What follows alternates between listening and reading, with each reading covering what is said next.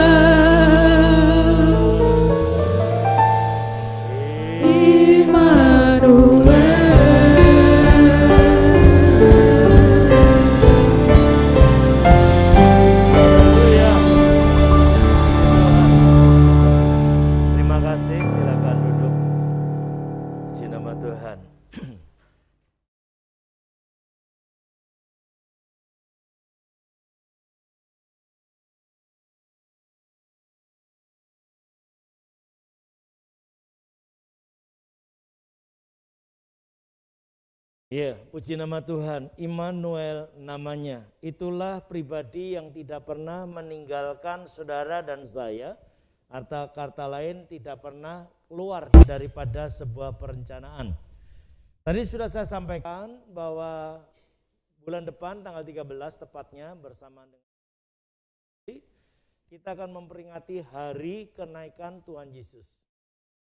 Kenaikan Tuhan tidak akan pernah terjadi kalau tidak ada kebangkitan. Dan kebangkitan tidak akan pernah terjadi kalau tidak ada kematian. Dan kematian harus didahului adalah adanya kelahiran.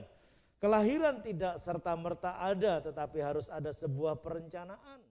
Dan perencanaan Allah adalah sempurna adanya dari sejak penciptaan sampai kepada saat ini. Saudara, kalau melihat firman Allah dalam Injil Lukas tadi sebagai ilustrasi yang sangat menarik. Ketika saudara dan saya hendak membangun sesuatu, baik dalam konteksnya menara atau rumah, usaha, pekerjaan dan kehidupan lainnya, maka saudara harus duduk dulu untuk menghitung semua anggaran, persiapannya apa, bagaimana rencana. Kalau saudara gagal merencanakan, maka perencanaan yang kita buat akan gagal total. Itu sebabnya enggak boleh gagal merencanakan. Adakah Allah gagal dalam perencanaan adanya manusia? Jawabannya tidak. Tetapi ketika saudara dan saya hidup sebagaimana hidup saat ini, yang begitu sangat kuat akan segala pengaruh dunia dalam kehidupan kita, menunjukkan bahwa kita diingatkan akan adanya dosa daripada Adam dan Hawa atau dosa keturunan. Itu sebabnya saudara, seyogianya ketika saudara dan saya sudah menerima Kristus Yesus, dosa itu sudah putus karena sudah ditebus dalam karya salib yang sangat luar biasa. Kematian Kristus tidak pernah sia-sia, tetapi adalah satu karya yang besar. Nah saudara, itulah urutan-urutan daripada rencana Allah yang besar. Hanya tinggal satu saja agenda besar daripada Allah Bapa, yaitu datangnya Yesus untuk kedua kali. Itu sebabnya saudara, kita diingatkan bagaimana seharusnya hidup. Sebab kalau kita tidak mempersiapkan dalam karya besar Allah, ikut rencana Allah, saya khawatir. Ketika Yesus datang kali kedua, saudara dan saya justru tidak kedapatan di sana. Tidak ikut terangkat, tidak ikut dibangkitkan. Sehingga perkawinan anak domba, saudara dan saya hanya penonton, bukan pelaku atau sebagai orang yang ada di dalam bagian itu. Saudara yang saya kasihi, hari-hari ini kekristenan kita diperhadapkan oleh berbagai persoalan yang sangat nyata. Pahitnya kenyataan, pahitnya kehidupan itu sangat luar biasa. Sehingga kita seringkali menjumpai bagaimana kehidupan kekristenan itu mengalami penurunan yang luar biasa. Kalau jumlah buat saya nggak ada masalah. Tapi penurunan kualitas itu yang menjadi sangat penting untuk kita renungkan. Adakah di antara saudara dan saya sedang ada dalam rencana Allah yang besar itu? Saudara yang saya kasih dalam Tuhan, dalam kitab Efesus pasal yang pertama dikatakan begini. Efesus 1 ayat yang keempat, sebab di dalam Dia Allah telah memilih kita sebelum dunia dijadikan, supaya kita kudus dan tak bercacat di hadapannya. Sebelum dunia dijadikan, saudara dan saya sudah ditetapkan, sudah dipilih oleh Allah, sudah dipersiapkan oleh Allah. Kebayang ya kalau gitu. Karena Allah berarti besar sekali ya. Ribuan tahun yang lalu Adam dan Hawa hidup. Saudara dan saya ada hari ini karena jauh sebelumnya, ribuan tahun yang lalu. Saudara yang saya kasih, saya mau tanya, adakah Allah kita Allah yang tidak kudus? Allah kita adalah Allah yang kudus, katakan amin. Allah kita Allah yang suci. Manusia diciptakan oleh Allah dalam kekudusan dan kesucian yang sama. Maka kitab Kejadian pasal 1 saudara, ayatnya yang ke-26 di sana dituliskan demikian. Berfirmanlah Allah, baiklah kita menjadikan manusia menurut gambar, kata lainnya shalom, sama dengan aslinya. Dan rupa kita yang dalam bahasa aslinya demut, artinya mirip. Saudara dan saya diciptakan oleh Allah segambar dan serupa dengan diri Allah. Kalau Allah tadi adalah Allah yang kudus, saudara dan saya pun dirancangkan dalam kekudusan. Kalau saudara dan saya melihat perjalanan hidup yang ada, hari ini nilai-nilai ini luntur, terabaikan. Bahkan tadi dikatakan dalam Efesus, supaya kita kudus dan tak bercacat di hadapannya. Kita tidak dalam proses penciptaan mula-mula, tapi adalah kelanjutan setelah Nuh. Hiduplah manusia sampai hari ini. Orang lebih di muka bumi ini adalah 7,5 miliar atau 7,8 miliar, hampir 8 miliar. Secara general kita lihat jumlah kekristenan atau orang yang beragama Kristen hampir kira-kira 3,2,5 miliar. Tapi kualitasnya yang dimaksud oleh firman Allah supaya kudus dan tak bercacat, adakah sebesar itu? Jawabannya tentu tidak. Gak usah ngomong yang miliar, yang ada di tempat ini. Coba kita renungkan, adakah saudara dan saya adalah pribadi yang kudus yang layak di hadapan Allah? Kalau saudara mengamini, tentunya perilaku-perilaku yang ada dalam hidup kita akan berubah total. Ingat, saudara dan saya diciptakan segambar dan serupa dengan diri Allah. Pribadi yang kudus, pribadi yang suci, pribadi yang sempurna. Seharusnya manusia juga mempunyai karakteristik yang sama. Tetapi karena respon manusia terhadap penyataan Allah, firman Allah, yang negatif akibat adanya suara lain, pertanyaannya terlebih dahulu, Adam dan Hawa diciptakan dalam kesempurnaan? Tapi karena ada suara lain, jatuhlah Adam dan Hawa dalam dosa. Itulah yang disebut dosa turunan yang berlangsung sampai hari ini.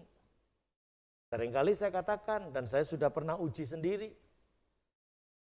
Anak yang baru lahir dibesarkan dan mulai bisa jalan, kemudian sudah bisa ngomong, jatuhin sesuatu, nggak usah disuruh bohong, dia sudah otomatis membela diri.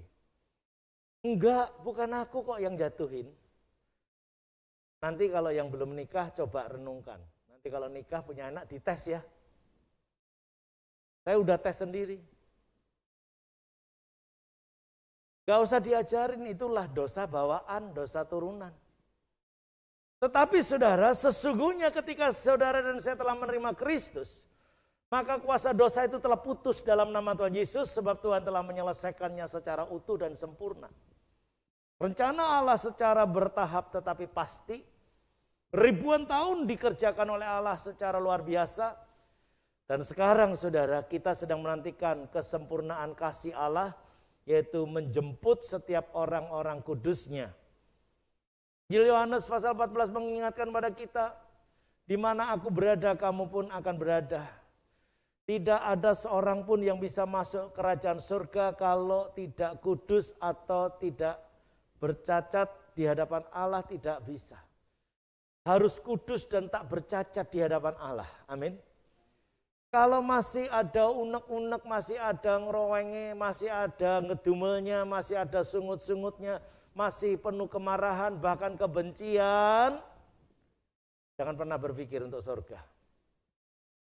Itu sebabnya nggak heran kalau hari-hari ini orang banyak yang berkata begini, udahlah kepelan tanggung, mumpunglah seneng donyo, sisanan bae. Inilah persoalan yang sangat luar biasa mengerikan. Wes surga urusanku, neraka urusanku, wes apa jaringku, pokoknya yang penting aku puas. Gak cukup saudara. Alkitab mengingatkan kepada kita, jangan balas kejahatan dengan kejahatan. Mari saudara kita benahi kembali bagaimana saudara dan saya harus hidup pada hari ini. Sebab jika tidak, kerugian semata yang ada. Minggu lalu kita sudah diingatkan bagaimana kebangkitan Tuhan Yesus membawa kita hidup kekal. Pendeta Rizwan mengingatkan kepada kita, hidup kekal ada dua. Kekal di neraka atau kekal di surga. Saya percaya setiap kita yang hadir pada saat ini ingin kekal di surga. Amin. Gak ada yang amin? Amin. Mau hidup kekal di surga?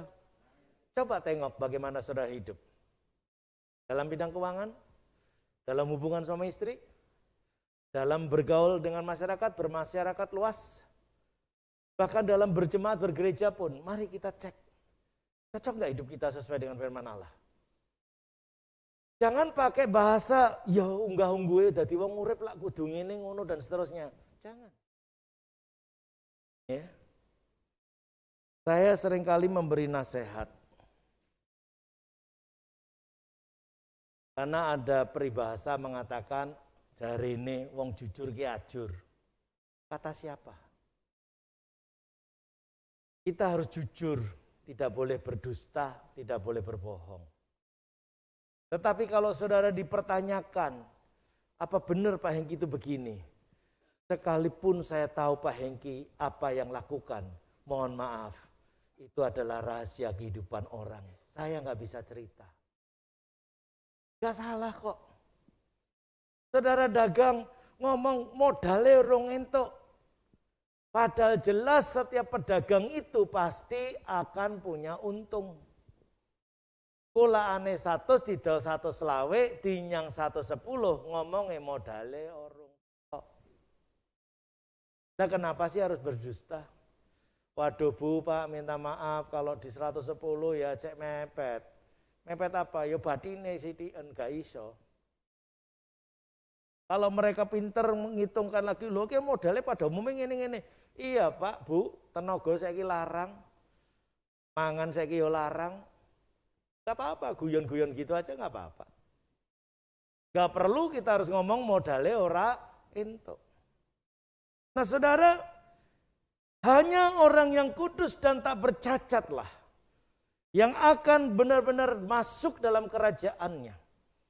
Itu sebabnya saudara, kita harus kembalikan kepada hakikat kehidupan. Karena saudara dan saya diciptakan oleh Allah dalam rencana yang sempurna. Maka biarlah saudara hidup dalam hidup yang ada saat ini di dalam kesempurnaan yang dimaksudkan oleh Allah. Pertanyaan ini adalah, adakah di antara kita sanggup mempertahankan kekudusan dan tak bercacat di hadapannya? Mari kita jujur di hadapan Allah. Secara manusiawi saya harus tegaskan, tidak ada seorang pun di antara kita yang sanggup kudus dan tak bercacat. Hanya karena Kristuslah yang menguduskan kita. Karya penebusan telah dilakukan, tetapi bukan berarti selesai pada saat itu saja. Tidak. Penyalipan 2000 tahun yang lalu betul dilakukan. Keselamatan yang dijanjikan betul diberikan. Tetapi apakah sampai hari ini karya Allah berhenti? Jawabannya tidak. Apakah rancangan Allah sudah selesai? Jawabannya belum. Itu sebabnya saudara dan saya hanya bisa kudus, tak bercacat di hadapannya nanti, bahkan ketika dia datang kita dalam keadaan yang sempurna. Karena kita menulis dengan jelas, hendaklah kamu sempurna sebagaimana Bapamu sempurna. Kalau firman dituliskan berarti firman ini kan untuk manusia. Dan manusia yang dikatakan hendaklah kamu sempurna, bisa sempurna enggak? Jawabannya harus bisa. Tetapi manusia yang tidak mau hidup dengan firman, manusia yang tidak mau dipimpin oleh firman, kata lain Tuhan, kata lain daripada Roh Allah atau Roh Kudus, niscaya kesempurnaan tidak terjadi. Itu sebabnya saudara tadi dikatakan supaya kita kudus dan tak bercacat di hadapannya, hanya Roh Kuduslah yang memberikan kemampuan kepada saudara dan saya. 1 Korintus pasal 1 ayat yang ke-7 dikatakan demikian. Demikianlah kamu tidak kekurangan dalam suatu karunia pun sementara kamu menantikan penyataan Tuhan kita Yesus Kristus. Ia juga akan meneguhkan kamu sampai kepada kesudahannya sehingga kamu tak bercacat pada hari Tuhan kita Yesus Kristus. Allah yang memanggil kamu kepada persekutuan dengan anaknya Yesus Kristus. Tuhan kita adalah setia. Hanya Tuhan sendirilah yang meneguhkan saudara dan saya sampai kepada kesudahannya. Sekali lagi, respon itulah masalah kita. Saudara merespon dengan benar, maka masalah jadi zero. Saudara merespon salah, maka masalah datang secara luar biasa. Kata lain tadi, kalau saudara mendengar pihak lain, suara lain, pihak ketiga, kacaulah hidup. Sudah hidup rukun, tiba-tiba ada suara lain. Saudara terkontaminasi suara itu dan timbul pertanyaan, bener tak ya? Jojo ya bener juga. Timbul keraguan. Kecurigaan. Lahirlah persoalan-persoalan yang baru. Adam dan Hawa tadi sepakat diciptakan oleh Allah kudus, suci. Tetapi suara lain mengatakan, gak apa-apa, memang semua boleh kamu makan. Tapi yang ini gak apa-apa, kamu akan begini, begitu dan seterusnya. Timbul pertanyaan, benar enggak ya? Apa benar ya seperti itu? Mulai pembandingan itu ada. Ketika dibandingkan satu dengan yang lain, timbullah persoalan yang baru. Yaitu dosa. Dosa adalah ketidaktaatan manusia akan perintah Tuhan. Itu sebabnya saudara, kalau Roh Allah meneguhkan saudara dan saya sampai kepada kesudahannya, kata kesudahannya ada dua, kita sampai kematian menjemput atau kita sampai kepada pengangkatan. Yaitu Tuhan datang kali kedua. Bayangkan, renungkan kalimat ini. Ia juga yang akan meneguhkan saudara dan saya sampai kepada kesudahannya. Apa didapatkan dari peneguhan atau penyertaan tadi?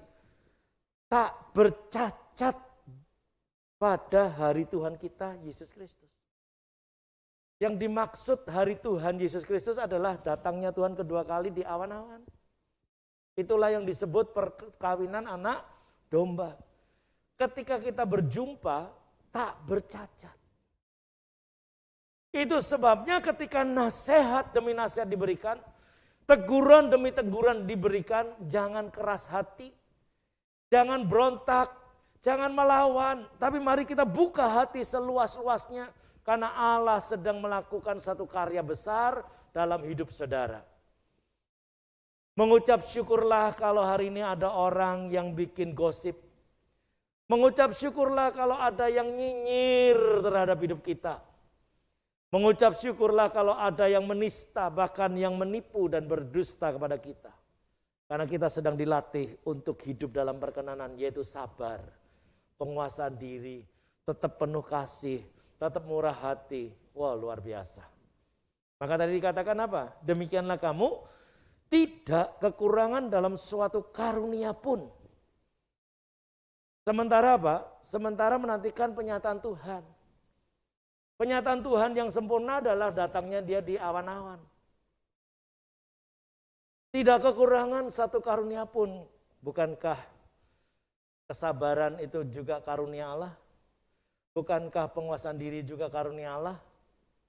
Maka mari saudara, kita mulai benar-benar serius, lebih serius daripada sebelumnya. Segala apa yang kita pikirkan secara manusiawi, yang justru akan mendatangkan satu persoalan dalam hidup, mari kita benar-benar hentikan. Kita tahu kalau ini adalah menjadi satu masalah besar. Kita sadar kalau kita melakukan perkara ini adalah sesuatu yang akan merusak hidup kita, rumah tangga kita, masa depan kita. Ayo kita akhiri, kita berhenti, kita memulai sesuatu yang baru. Enggak ada kata terlambat. Amin. Enggak ada kata terlambat. Allah tahu persis siapa saudara dan saya. Sebab di dalam Dia Allah telah memilih kita sebelum dunia dijadikan. Supaya kita kudus dan tak bercacat di hadapannya. Kitab Yeremia meneguhkan akan hal itu saudara. Yeremia pasal pertama.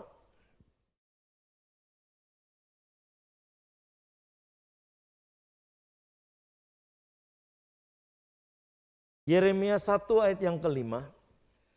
Sebelum aku membentuk engkau dalam rahim ibumu, Aku telah mengenal engkau.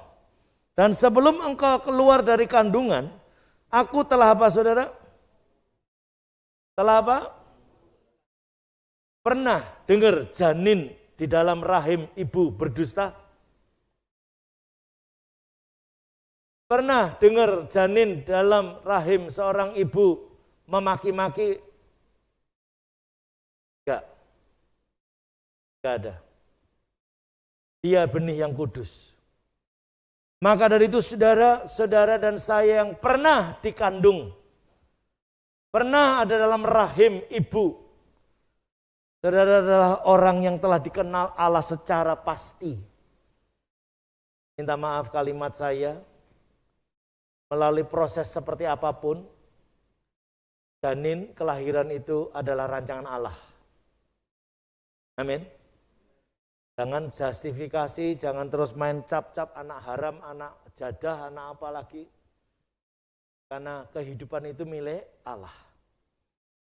Sebelum aku membentuk engkau dalam rahim ibumu, aku telah mengenal engkau. Dan sebelum engkau keluar dari kandungan, aku telah menguduskan engkau. Aku telah menetapkan engkau menjadi nabi bagi bangsa-bangsa.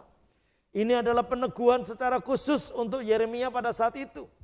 Berlakukah hal ini untuk saudara dan saya? Tentu jawabannya iya. Sebab sebelum dunia dijadikan, Allah telah memilih saudara dan saya, menetapkan kita. Supaya kita kudus dan tak bercacat di hadapannya. Mengapa saudara? Karena kita punya tugas yang luar biasa, yaitu memberitakan kabar baik, sehingga setiap makhluk di muka bumi ini benar-benar bisa mengenal siapa Yesus Kristus. Renungkan kalimat ini terkait dengan populasi yang ada. 7,5 miliar manusia yang beragama Kristen atau Kristiani baru 3,2 miliar. 50%-nya juga belum. Dari 3,2 miliar itu pun masih sangat sedikit yang benar-benar kudus dan berkenan di hadapan Allah. Mohon maaf kalau saya terlalu berlebihan, mungkin 10% pun belum sampai. Mengerikan ya. Dan mudah-mudahan KKS, saudara, semua adalah bagian yang dimaksudkan 10% tadi. Mudah-mudahan.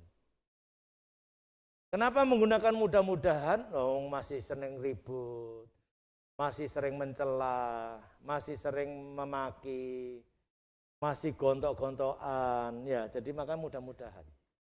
Harapan saya melalui firman pada saat ini, saudara menjadi sadar, ada sesuatu yang telah hilang, ada sesuatu nilai yang telah gugur, mari kita bangkitkan kembali sebagaimana kuasa kebangkitan itu datang.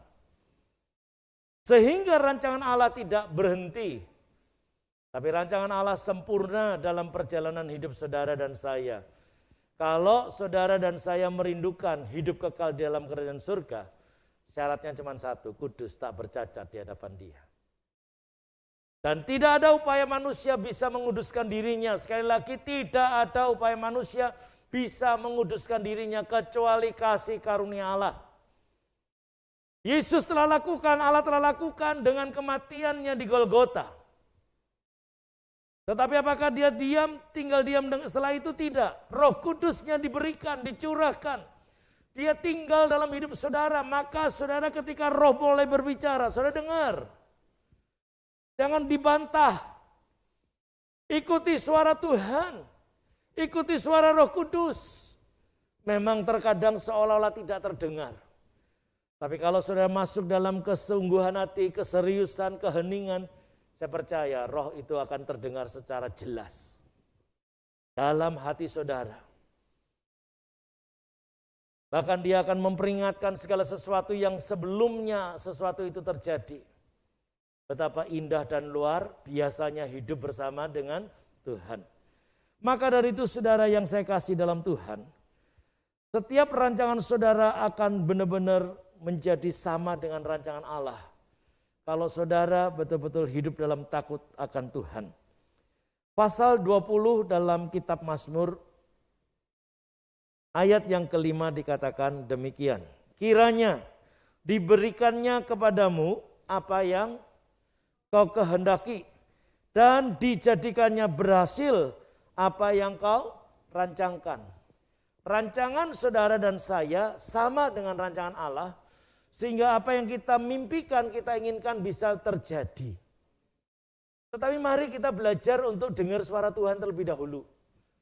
Supaya saudara hidup kudus. Pengertian lain kalau firman itu di dalam hidup kita.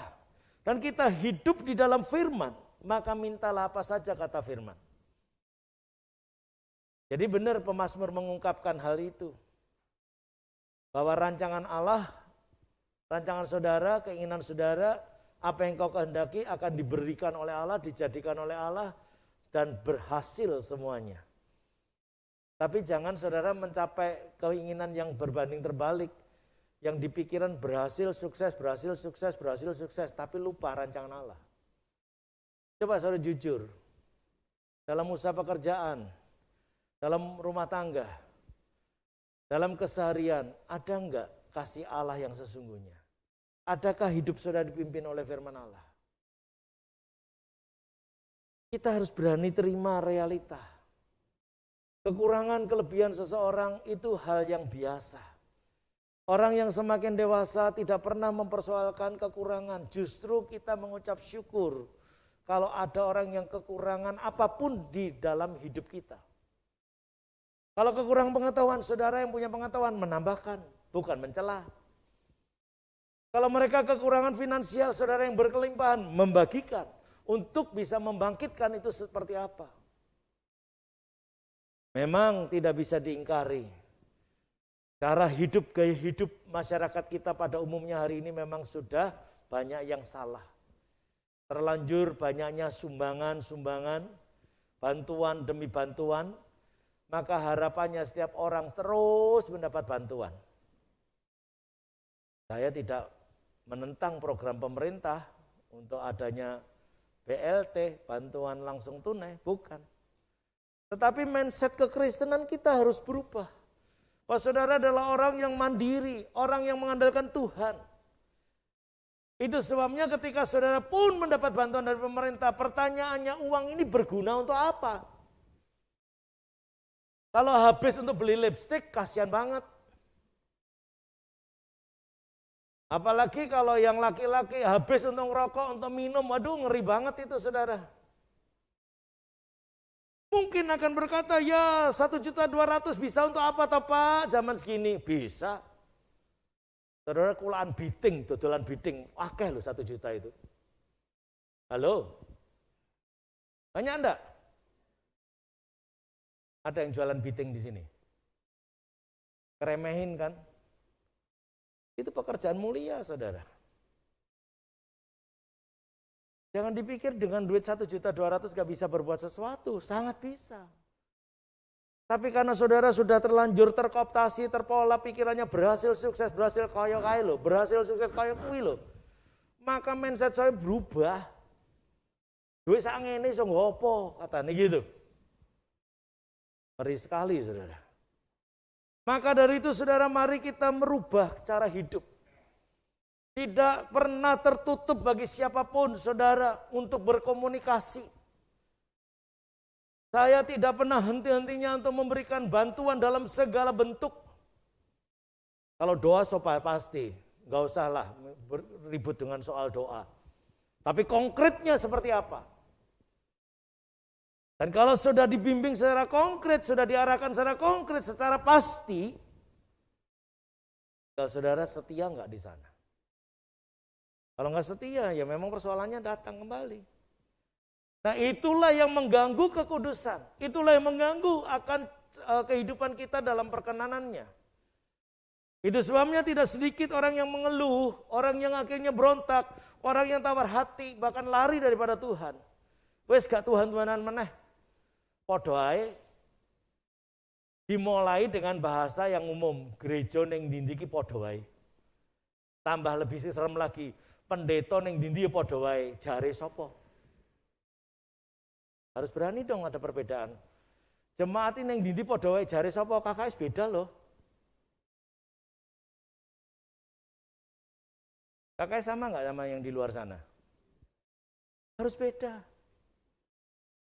Pengajaran-pengajaran yang konkret, yang real, yang begitu sangat taktis diajarkan supaya saudara kuat, berkualitas. Tunjukkan kepada dunia bahwa saudara mampu mengatasi setiap persoalan. Maka dari itu sekali lagi saudara, apa yang dikatakan dalam Mazmur tadi sesuatu nilai yang penting sekali untuk kita renungkan. Kiranya diberikannya kepadamu apa yang kau kehendaki, apa yang saudara kehendaki. Dan dijadikannya berhasil apa yang kau rancangkan. Kepada siapa? Kepada mereka yang sungguh-sungguh hidup dalam takut akan Tuhan. Orang yang sungguh-sungguh mengandalkan Tuhan. Hidup dalam perkenanannya, tidak ada cacat celah. Rajin, terus melakukan apa yang benar di hadapan Allah. Maka saya percaya keberhasilan itu enggak usah dicari. Ikut dalam hidup saudara. Kesuksesan gak usah dikejar, datang dalam hidup saudara. Kalimat sederhananya, duit gak usah diuber-uber, teko dewe.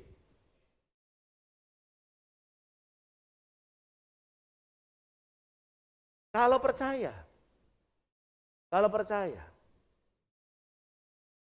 saudara mungkin kalau berbandingnya begini. Saya seringkali ngomong beberapa pendeta muda dan di dalam forum pendeta juga saya katakan. Saya ini melepaskan seluruh pekerjaan saya untuk menjawab panggilan Tuhan. Saya menjual seluruh harta saya habis ludes untuk menjawab panggilan Tuhan. Pertanyaannya hampir 30 tahun mengembalakan. Saya dipelihara Tuhan enggak? Pak Indro buat perbandingan aja, buat ilustrasi. Sering kali saya ngomong sama Pak Indro begini. Seenak awakmu Pak. Iya maksudnya. Pak Indro saya nyambut gawe. Lah aku iki. Maka sahabat saya minta maaf saya sebut nama Dr. Sambudi. Akhirnya beliau menyatakan prakteknya hanya 3 hari dalam 1 minggu. Saya nanya, loh Pak Sam kenapa kok prakteknya dikurangin? Aku isin karo Pak Hengki. Loh kok isin piye? Imane Bapak karo aku ya jane padha kepada Yesus, tapi kok perilakunya berbeda. Lah Pak Hengki orang nyambut gawe ora praktek dokter apa kok ya urip. Lah aku kok dadi wong pinter ngene kok ora iso yakin dengan kehidupan yang ada. Sejak itu beliaunya tidak lagi praktek 6 hari. Bahkan sosialnya tinggi sekali. Tinggi sekali. Sampai hari ini. Dalam kesulitan pun beliau tetap berbagi berkat kepada siapa yang selayaknya ditolong. Luar biasa. Maka dari itu saudara, bukan saya mengirikan yang masih kerja, karena di sinode kita, di gereja kita, kerja boleh. Tapi yang utama bagaimana mengandalkan Tuhan dan menjaga kawanan domba Allah ini penting sekali. Saya dipelihara seluruh keluarga, bahkan seluruh pengelayanan, pengembalaan dipelihara oleh Tuhan. Bukan karena saya pintar cari duit, bukan. Semua itu datang secara luar biasa untuk melengkapi pekerjaan Allah itu sendiri. Kalau dikalkulasi per bulan, waduh, bisa stres saudara. Kebutuhannya gini, harus begini. Kan kalau manajemen begitu. Kalau kebutuhan hidup itu 10 juta, maka harus punya penghasilan di atas 10 juta. Supaya ada tabungan. Kan gitu logikanya. Kalau kebutuhan sehari-hari saudara 2 juta, saudara punya income sebulan hanya 1 juta. Yang 1 juta dari mana? Ngutang. Itu didikan Allah? Jawabannya tidak. Nah gereja ini punya pengeluaran yang luar biasa. Tetapi apakah Allah tutup mata? Jawabannya tidak. Saudara dipakai, orang di luar sana banyak yang dipakai. Bahkan terkadang orang yang belum percaya Yesus pun dipakai oleh Tuhan untuk memberkati peribadahan kita. Itu sebabnya saudara, mengandalkan Tuhan itu menjadi kata kunci yang sempurna. Supaya saudara dan saya hidup kudus dan berkenan tak bercacat. Coba kalau saya saben hari ngutek-ngutek duit terus, cari duit terus. Program penyelamatan ini bisa batal saudara. Bahkan semua cara akan dihalalkan demi supaya dapat uang. Itu bahaya sekali. Maka saudara, Yang dijanjikan Allah ini hanya sebatas janji, tidak pernah terjadi. Bahwa saudara dan saya bisa kembali masuk dalam rumahnya atau surga kalau kita semua kudus dan tak bercacat. Itu direncanakan dari semula.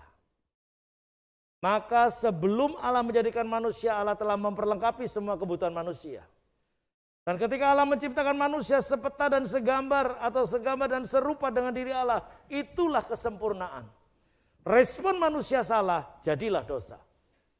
Dosa yang berkelanjutan terus sampai membuat sesek hatinya Tuhan. Menyesal aku telah menjadikan manusia, ditumpas kecuali Nuh dan keluarganya. Dari 8 orang itulah lahir saudara dan saya. Maka dari itu saudara, apakah Allah tinggal diam? Tidak. Perencanaan demi perencanaan seperti pujian tadi. Perempuan muda akan melahirkan seorang anak laki-laki yang akan diberi nama Immanuel. Sebelum Yesus lahir, 700 tahun lebih, Yesaya telah menubuatkan. Sebelum dunia ada, Yesus telah ada. Maka dari itu saudara, ini perencanaannya sempurna. Batal enggak? Enggak. Gagalkah? Tidak. Itu sebabnya saya menyaksikan pribadi-pribadi yang dahsyat dan luar biasa. Saya menyaksikan karya Allah melalui hidup saudara. Saya sangat sedih dan prihatin kalau saudara keluar dari bingkainya Allah. Keluar dari rencananya Allah. Itu sedih sekali. Dan minta maaf hari-hari ini saya kalau ditanya sedang merana, iya. Kalau bahasa sehari-hari sedang keloro-loro, jawabnya iya. Kenapa? Karena menyaksikan perilaku kehidupan, bagian-bagian hidup kita yang keluar dari rencana Allah. Saya misalkan tahu persis apa yang akan terjadi dengan Pak Ketut minggu depan, bulan depan, tahun depan. Ini minta maaf Pak Ketut. Tapi kalau hari ini Pak Ketut menyimpang, hari ini Pak Ketut keluar dari rencana Allah, sedih enggak saya? Bahkan akhirnya bencana, kecelakaan, musibah datang, sedih enggak saya? Sudah dibimbing, sudah dining-ning, sudah dinong-nong, sudah dipernah-pernah ke. Sik luput. Lahirlah perkataan-perkataan saya. Sakjane iki ya ngajare ya padha, suarane ya padha, bantere ya padha, pendampingane ya padha, kok hasilnya beda. Suara ketiga, menghasilkan kontaminasi hidup. Pihak ketiga, Adam dan Hawa, kudus. Ada pribadi yang lain yang berbicara, rusaklah kekudusan. Maka dengarlah suara Tuhan, dengarlah suara gembala, supaya saudara tidak menyimpang ke kanan ke kiri, tapi saudara hidup lurus bersama dengan Tuhan. Amin. Kiranya firman Allah pada saat ini menguatkan dan meneguhkan bahwa rancangan Allah sempurna. Jadilah kesempurnaan itu di dalam setiap pribadi kita. Amin. Mari kita berdoa. Bapa di surga, terima kasih untuk kesempatan yang indah pada saat siang hari ini. Kami boleh mendengarkan sabda firman-Mu. Ampuni kalau kami seringkali keluar dari rancangan-Mu. Bahkan kami menggagalkan rancangan-Mu. Tuhan ampuni. Seringkali kami terpola secara duniawi sehingga kami melawan kehendak-kehendak Allah. Menolak perkataan-perkataan ilahi. Kuduskan kembali pikiran dan hati kami sehingga kami boleh hidup dalam perkenanan Bapa. Kami serahkan setiap pribadi umat-Mu tanpa terkecuali. Biarlah makin hari mereka makin dengar-dengaran akan suara Tuhan. Hidup kudus dan berkenan di hadapan Engkau ya Bapa. Terima kasih Roh Kudus untuk pendampingannya. Terima kasih Roh Kudus untuk bimbingannya. Terima kasih Roh Kudus untuk pengajarannya. Terima kasih Roh Kudus untuk segala pertolongannya. Kami bersyukur karenanya kalau tidak ada Engkau ya Tuhan, kami tidak sanggup berbuat apapun. Itu sebabnya kami mengucap syukur pada saat ini. Kami serahkan setiap pribadi tanpa terkecuali ke dalam tangan kasih-Mu. Di dalam nama Tuhan Yesus kami berdoa. Haleluya. Amin. Kita siapkan hati untuk menerima tubuh dan darah Tuhan.